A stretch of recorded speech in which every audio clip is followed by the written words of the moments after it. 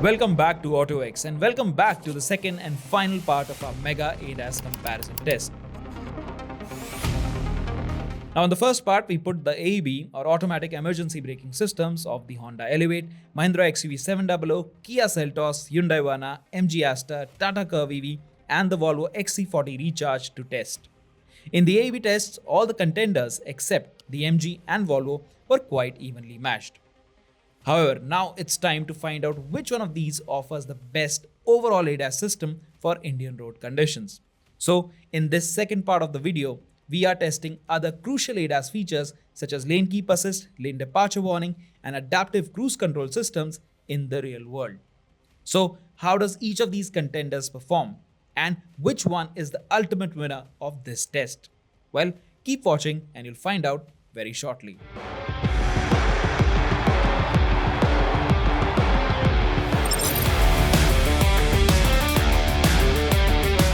In the Elevate, the lane keep assist or lane departure warning, it only gets activated at 72 kilometers per hour or beyond. Now that's fairly high compared to all the other cars here, but it is quite efficient and it is quite effective as well. And I think the steering inputs in this car, they're quite gentle, they're well calibrated. As we've also seen previously with the City, this is a very well calibrated system for Indian driving conditions. Of course, this is just a camera-based system, but I think it's quite great. Now, other thing that is not so great about this car is that, of course, it gets adaptive cruise control, but it's not a stop and go thing. So it gets deactivated below 30 kilometers per hour. So that's the thing. All the other cars here, they have stop and go adaptive cruise control, but this one doesn't have. Of course, you can set the distance from the car in front. But overall, the cruise control, it gets deactivated in a very weird fashion, in the sense the car just completely gives up. So you have to be careful if you're driving this car on the highway and you are relying on that smart cruise control or adaptive cruise control, because it gets deactivated below 30 kilometers per hour. Now, I don't quite know what's the reasoning behind that, but I think because the Elevate also comes with a manual version, it gets ADAS. So maybe it's because of that, because it doesn't want the car to stall. So that's why it probably can't do that. But in the automatic, it doesn't really make sense that it can't go below 30 kilometers per hour.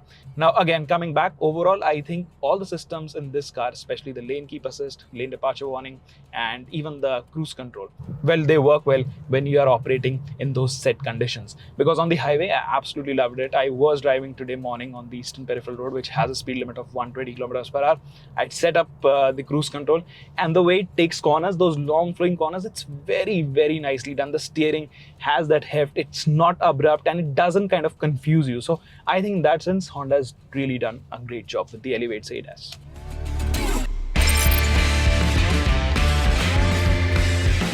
Now in the XUV, the lane departure warning and lane keep assist, it gets activated at 60 kilometers per hour. But that's when you are using those individual settings. And the other thing is, of course, you don't get dedicated buttons for those two features on the steering wheel, unlike the Honda. But the great thing about the XUV is that there is this one button, just one ADAS button on the steering wheel, and it is for adaptive cruise control. The moment you set it on, everything is activated automatically. So you've got your lane keep assist, you've got your smart cruise control, you've got your lane departure warning. Everything is activated by just this one button, and it starts to operate from as low as 30 kilometers per hour, and it will also follow the leading vehicle up to a halt, and then again it will start following it again once the car starts moving. So I think that is a great feature. And in terms of accessibility, if you want to turn these systems off, not the cruise control because there is this button, but if you want to turn the lane departure warning and all of these features off, well, then it is a little finicky because there are no direct buttons and you have to go through the menu. So that is not quite decent. So I think in terms of how intuitive it is, in terms of how accessible the systems are, especially to turn off, because sometimes you really want to turn all these features off. So that's not very easily done on the XUV. Now, the other thing about the XUV that I noticed is that in terms of fine tuning, in terms of that last 2%, I think it's still missing something, because you can't fully trust this system. There is something about it, because sometimes it doesn't detect, sometimes it detects things a little late. The steering inputs, sometimes they are quite abrupt, in the sense they are quite violent, the lane keep assist and all of this stuff. Of course, it's a big heavy car, it is quite high up, it has a higher CG, so you feel all those small inputs as well. In other cars, let's say in the Verna or in even the Elevate, it doesn't feel as pronounced. But again, in terms of features, it has got everything, and in isolation you won't really find any problem with that. The other thing is, Again, coming back to the adaptive cruise control, what happens when the car in front comes to a full halt? Well, this also stops, but it'll do it in a slightly weird fashion, in the sense it'll bring the car to a stop, full halt, and then it'll start rolling for another, let's say, 2 seconds. So it stops, and then it again detects the distance between it and the car in front, and then it rolls a little more forward. So that's something that you think that, maybe the car is not detecting, or it has started to move. So that's a little concerning in the sense if you're driving. And again, like I said, you don't really have full confidence in the system, because those minor things that this car does, it kind of takes away that confidence.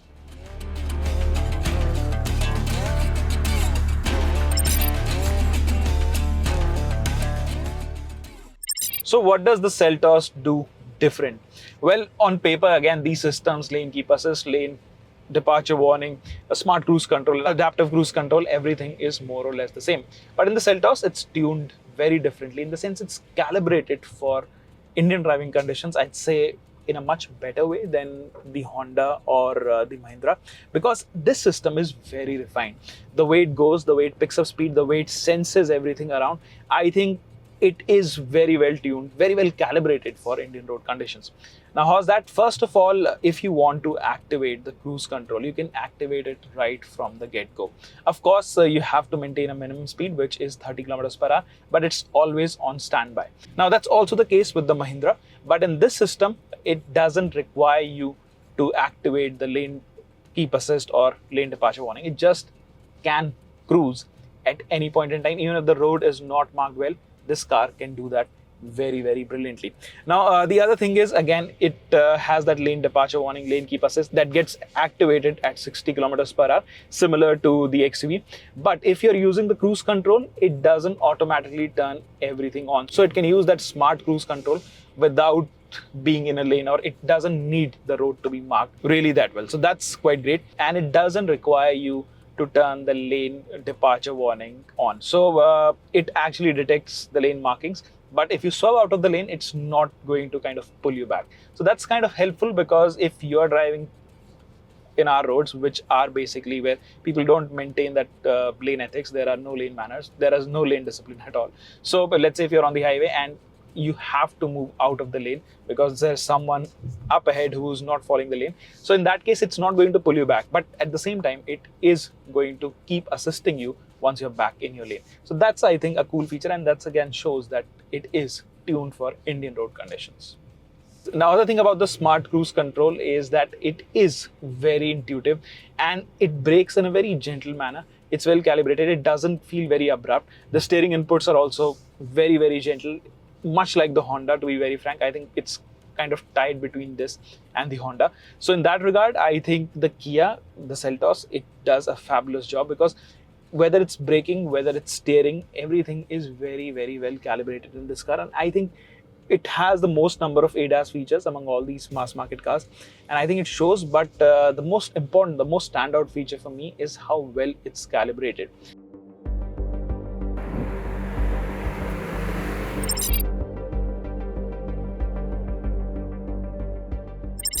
Now I'm in the Hyundai Verna, and there is nothing that you don't know about it, because the system is very much identical to the one you just saw in the Kia. Of course, these two are sister brands, Hyundai and Kia, so they use nearly identical systems. I think the Kia has a couple more features, especially in the top-end variant, but overall, in terms of functionalities, especially the lane departure warning, lane keep assist, and smart cruise control, they are identical. There is no separating these two cars.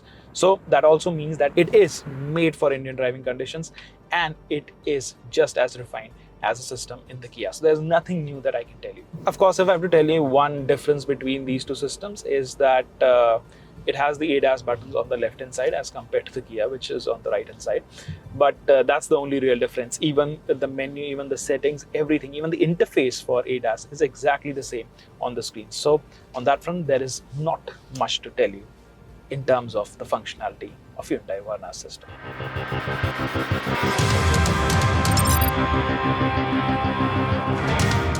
Now, there are a few things about the Astor system that I like, and there are a few that I don't like. Now, first of all, like all the other cars, the lane keep assist, lane departure warning works very much in a similar fashion. But in this car, the lane keep assist and even the lane departure warning, well, the way it pulls you back in. It's quite aggressive in the sense the steering inputs are very sharp. And add to that the steering wheel, which is quite lifeless and light at the dead center. So every time you're driving, every time it's doing its thing, you can always feel, you can always sense there are minor adjustments throughout. So the steering is always moving, always moving. So that's again not a very comforting feature, or it's not a very comforting feeling, because you're thinking the steering is always kind of doing something, the car always correcting the steering. So I really didn't enjoy it, or I didn't really find it very convenient. The other thing about this system is, of course, it has that adaptive cruise control.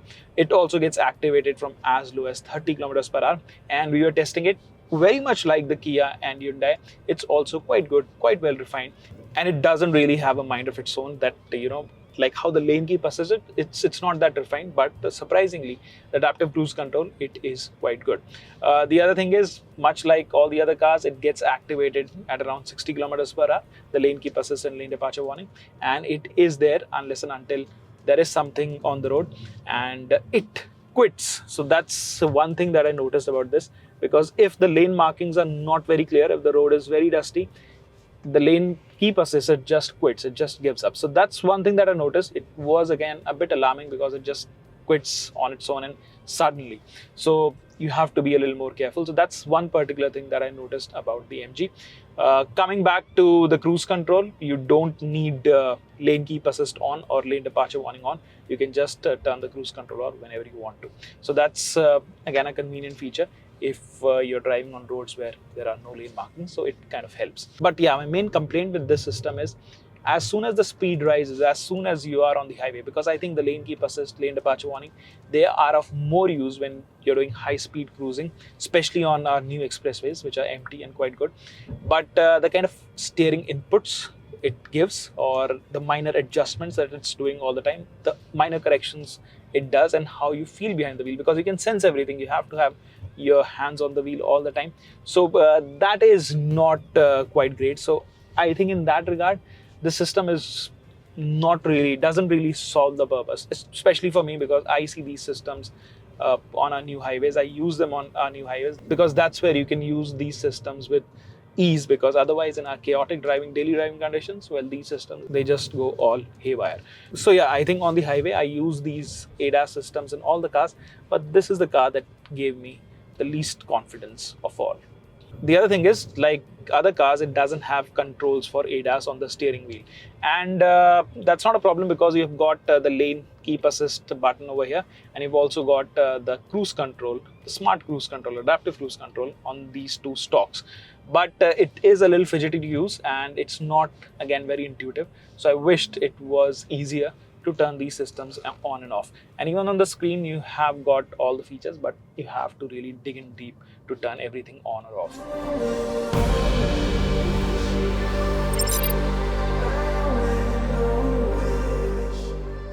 So the Curvv EV systems, well, they also work more or less in a similar fashion to other cars here, as in the lane departure warning, the lane keep assist, everything gets activated at 60 kilometers per hour.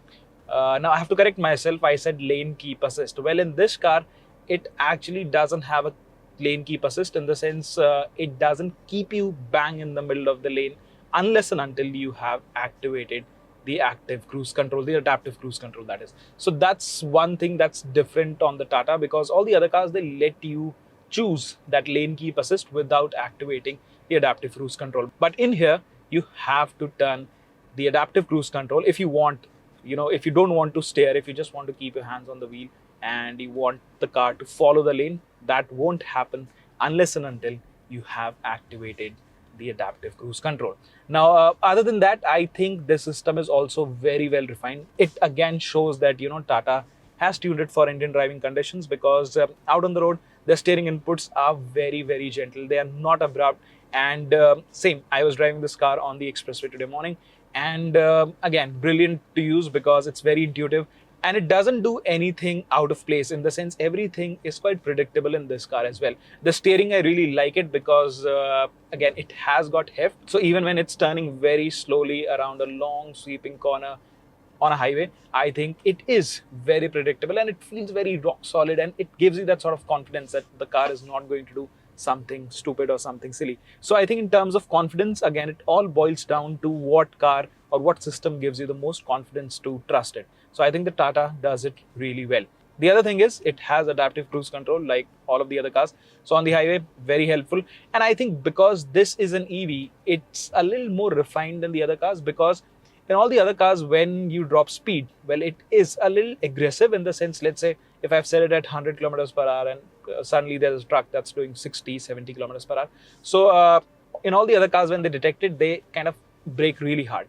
So on the expressway or on the highway, that sort of deceleration, well, it's not that great. It doesn't feel right. And sometimes it can put you off because, it feels like you're putting your life in danger because there is traffic from behind. So all of that.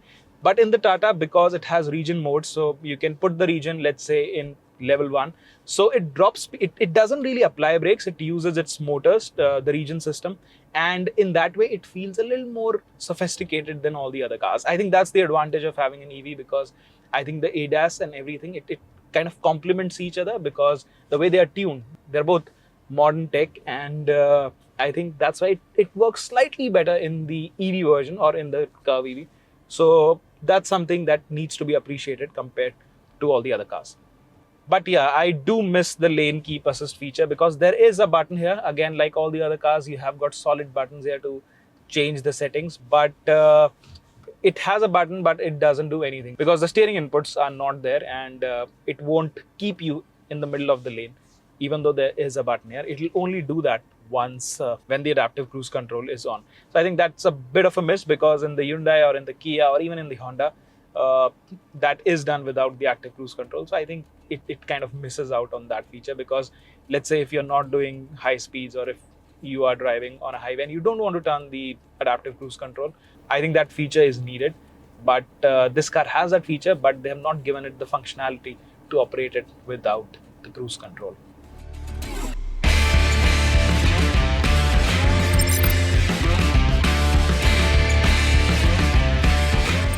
Now we are in the Volvo, and of course this is supposed to be the class topper, because this has to be the best. But it didn't turn out that way in the AEV test, so we are hoping that it'll make up in this test, in the lane keep assist and all of that.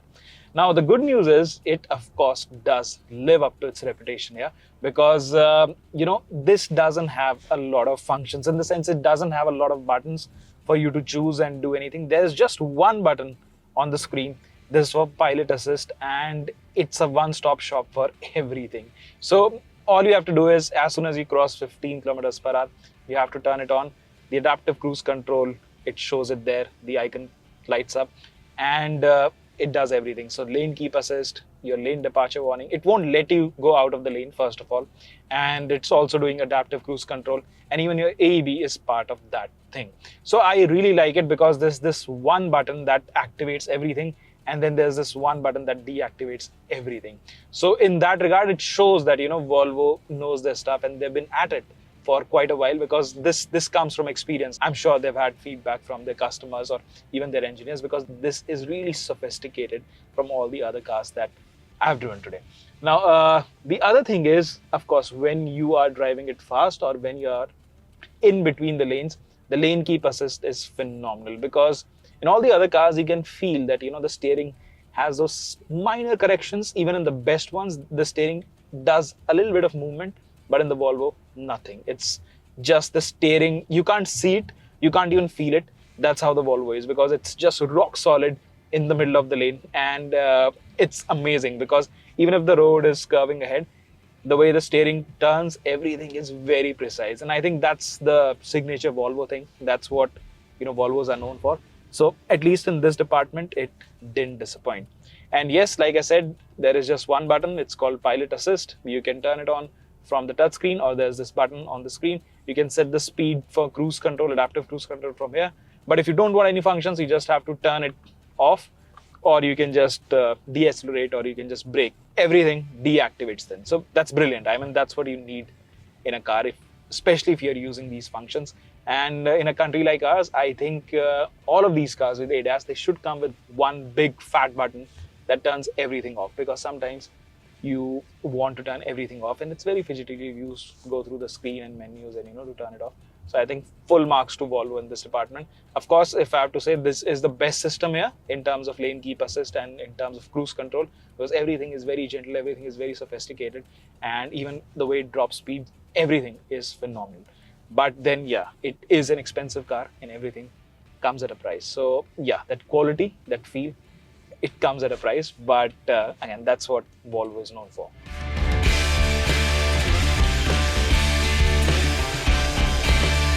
After spending 4 days of testing ADAS systems in all of these cars, it's time to wrap up. But before I tell you my final verdict, I have to make one thing very clear. Now, we can't get into the detail of each and everything. Of course, these systems, there are a lot of variables on the road, so don't take it on face value, right? That's one thing. But of course, we try to do as much as possible to make these tests objective. Now, first of all, I have to say that all of these systems are very well calibrated. They are not half-baked efforts, as you have also seen, and I think they work really well in Indian conditions. Of course, not 100% of the time, but I think 60-70% they're all there. And I also have to say that there are no losers here, because all of these systems, like I said, they are well engineered and they are roadworthy for sure. So you can trust the systems. But again, like I said, not 100%, not all of the time. Now, having said that, there are some standout performances in this test, and I'll just quickly give you my final verdict on all of the cars. Now, first of all, the Volvo, we have to keep it aside because this, this is a high-end product. It doesn't really belong. It was just there as a benchmark. So it would be unfair for all the other cars to be compared against the Volvo, even though in AEB, I think it was the Volvo. That was the only car that hit our dummy. But anyway, on all the other parameters, I think the Volvo was quite superior. So let's keep the Volvo out of the ranking. Now, next up, we have the MG Astor. Well, its AEB didn't work, and even its lane keep assist and all those features, well, they are there, but they didn't feel as refined as all of the other cars here. So I think the MG for me was the last car in this test. Now, coming to the remaining 5. Now, it is a very close call between all of those. It's Mahindra, Kia, Hyundai, Tata and Honda. Now, if you discount Maruti Suzuki, well, those are also by volume the largest car manufacturers in the country. So they are in that zone. They are the best sellers in the country. So it's great that they are in the top 5, and they prove why they are number one, why people prefer them over all the other brands that are present in India. Now, coming to the 5th spot, I think I'll give it to Mahindra. Again, nothing wrong with Mahindra in the sense everything works really well. But because it's a heavier car, it's inconsistent at times, and it doesn't feel as refined. I just say it works perfectly, but it doesn't have that last bit of refinement that you have in all the other cars. So for me, Mahindra is number 5. Now, coming to number 4, I have to say this time it has to be the Honda Elevate. Now, again, that doesn't mean there is any problem with the Elevate because it works tremendously well. In the AEB test, it was the most consistent. So I think the Honda was really bang on point every time it braked. It does everything consistently well. And even in the lane keep assist or lane departure warning, those systems are really well tuned. The only thing is it has a slightly higher limit for all those systems to be activated. It doesn't get active cruise control, so it doesn't have that stop and go thing as well. It, of course, is the most affordable ADAS system that you can buy in the country, along with the Honda City. So that's one point for the Honda. But the only thing is it doesn't get a lot of ADAS systems. And in that regard, all the other manufacturers, let's say Tata, Kia and Hyundai, they have moved the game forward. So Honda is left behind in that regard. The other thing is Honda system uses just a camera. So even though on a bright and sunny day, it's perfectly fine. I think once the weather changes, once you have fog, once it rains, I don't think it will be as efficient. Of course, we still have to put it to test. But again, it's something that is more likely to happen in bad weather conditions. Now, coming to the top 3, I have to say it is very close call. And I think for me, Tata is probably number 3. It's a big surprise because I was not expecting Tata to be that great. I was thinking that maybe this is the first time, Tata is coming out with ADAS systems and in an EV. So I thought it may falter, given that we have seen inconsistencies with Tata's cars. But the Curvv EV, I have to say, they've got it spot on. The only thing is, yes, like I mentioned previously, it misses out on a couple of features compared to other cars here. So that's why it is top 3. It could have been number 1, but in terms of, again, functionality, in terms of how sophisticated the system is, it's up there with the best. The only thing is it's missing out on some features.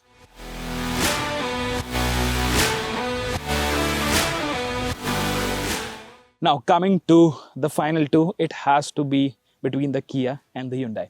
Now, I said in the video it's going to be a coin toss between the Hyundai and the Kia because they have more or less the same features. They behave exactly in the same manner, and you can't really pick a winner. But we'll just consider the results in this test, and I think in that regard, I have to give it to Kia because it was the most consistent.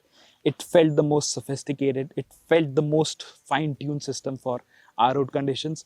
The Verna was neck and neck in all the departments, but in AEB, I thought the Verna was a little more aggressive in the sense how it was braking, and there was a bit of movement also. Although we think it probably has to do with the brakes or the tires of the Verna, which were slightly worn out. That's what we think.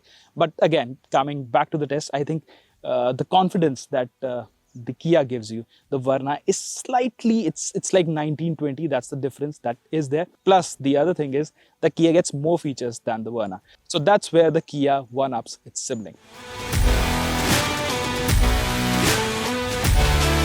So that was it. Those are the final standings of our ADAS comparison test. Now, I know a lot of you won't agree. A lot of you would agree. But then that's the beauty of YouTube. You have the option to voice your opinions in the comment section. Let's get this debate going. And in case you have any further suggestions for us to make it better, well, let us know as well. In the meantime, don't forget to like this video, subscribe to our YouTube channel, and also share it with your family and friends.